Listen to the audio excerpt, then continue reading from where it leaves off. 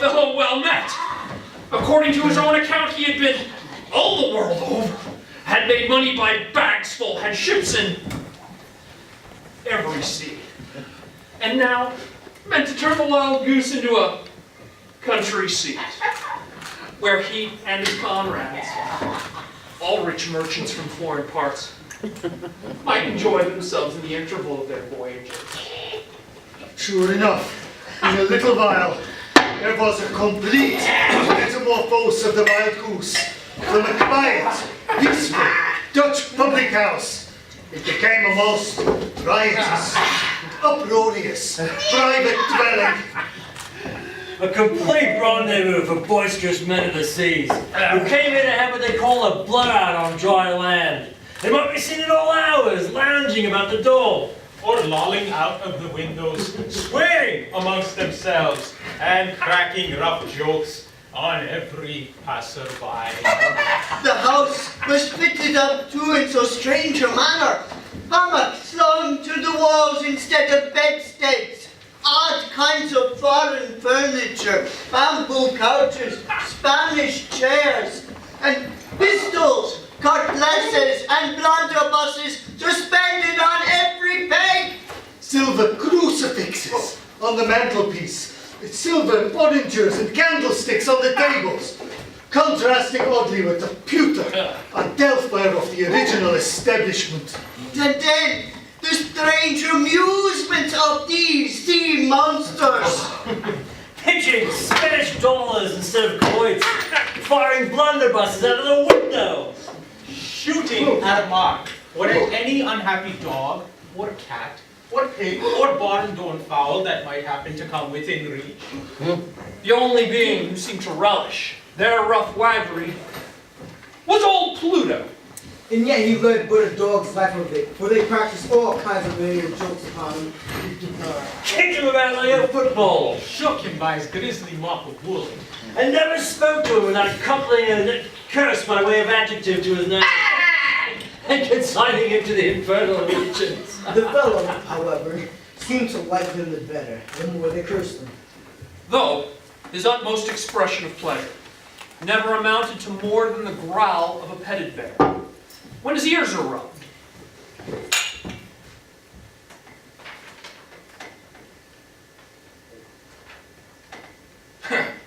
Old Pluto was a ministering spirit at these orgies of the wild goose, and such orgies apt place there. Such drinking, singing, whooping, swearing. With an occasional interlude of quarreling and fighting. The noisier grew the revel, the more old Pluto plied the quotations, until the guests would become frantic and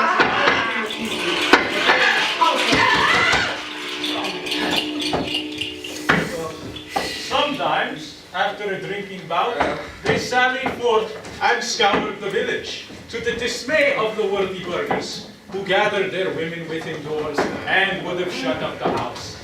Vanderskamp, however, was not to be rebuffed. He insisted on renewing acquaintance with his old neighbors and on introducing his friends, The merchants. to their families. Swore he was on the lookout for a wife, and meant, before he stopped, to find husbands for all their daughters. So willy-nilly sociable he was. Swaggered about their best parlors with his hat on one side of his head. Sat on the good wife's nicely waxed mahogany table, kicking his heels against the carpet and polished legs. Kissed and tousled the young fraus. and if they frowned and pouted, gave them a gold rosary or a sparkling cross to put them in good humor again. Sometimes nothing would satisfy him. But he must have some of his old neighbors to dinner at the Wild Goose. There was no refusing him.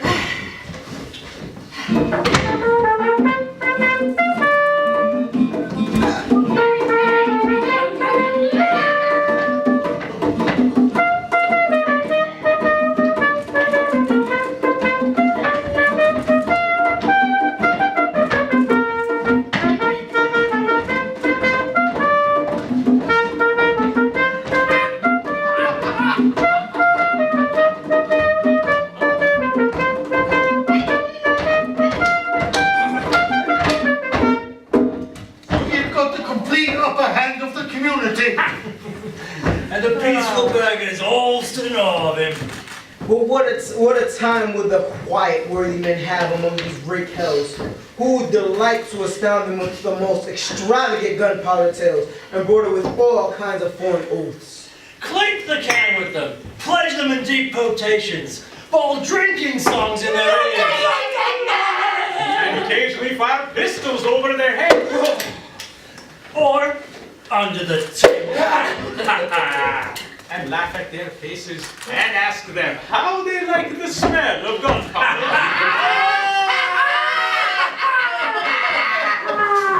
That was the little village of Communipaw for a time, like the unfortunate wight possessed with